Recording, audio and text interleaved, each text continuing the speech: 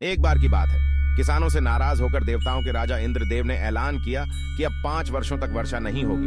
अतः उसने धरती के किसानों से कहा, अब धरती पर 5 वर्षों तक खेती नहीं कर पाओगे, क्योंकि मैं वर्षा नहीं होने दूंगा।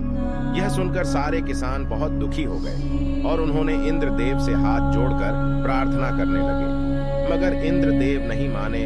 उन्होंने कहा, अगर शिव जी अपना डमरू बजा देंगे तो 5 वर्ष से पहले वर्षा हो जाएगी।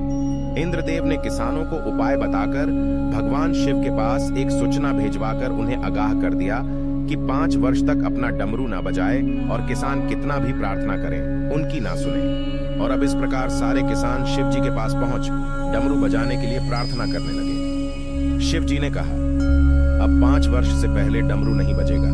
किसान शिव जी के मुंह से यह बात सुनकर बहुत उदास हो गए और सारे किसान एकजुट होकर 5 वर्ष खेती ना करने का फैसला लिया। उन्हीं किसानों में से एक दीनू नाम का किसान था। उसने अपना खेती करना नहीं छोड़ा।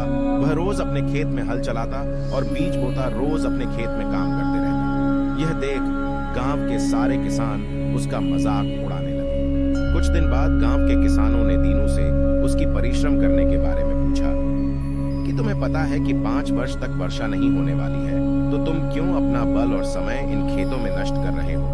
तब दीनू बड़े शांत स्वर में कहा, मेरे भाइयों, मुझे भी पता है 5 वर्ष तक वर्षा नहीं होने वाली है, लेकिन यह काम मैं अपने रोज के अभ्यास के लिए कर रहा हूँ। अगर मैं 5 वर्ष तक खेती नहीं करूंगा तो खेती करना भूल जाऊंगा।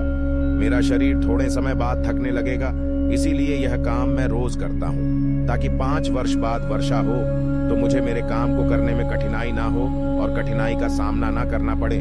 दीनू की बात कैलाश पर्वत पर बैठी माता पार्वती सुन रही थी। उसकी बातों को सुनने के बाद उन्होंने भगवान शिव से कहा, अगर आप भी 5 वर्ष तक डमरू ना बजाएं तो हो सकता है आप भी डमरू बजाना भूल ना जाएं। माता पार्वती की ऐसी बात सुन भगवान शिव को चिंता होने लगी और उन्होंने अपना डमरू उठाया और देखा कि वह बज पा रहा है कि नहीं। जैसे ही भगवान शिव ने डमरू बजाना शुरू किया, वैसे ही बरसात होने लगी। दीनू जो रोज अपने खेत में काम कर रहा था, उसके खेत फसल से लहलहाने लगा। बाकी किसानों के पास पछताने के अलावा कुछ नहीं बचा। इसी प्रकार दोस्तों, कैसा भी सिचुएशन स्थिति हो, कभी ना कभी खत्म होगा ही और पुनः सामान्य जीवन शुरू हो जाएगी। अगर हम घर में बैठे बैठे अपने आप को आराम देते रहे तो कुछ समय बाद काम में हमारा मन नहीं लगेगा। इसलिए हमें अपने आप को छोटे बड़े कामों में व्यस्त रखना चाहिए, जिससे हमारी नियमितता बनी रहे।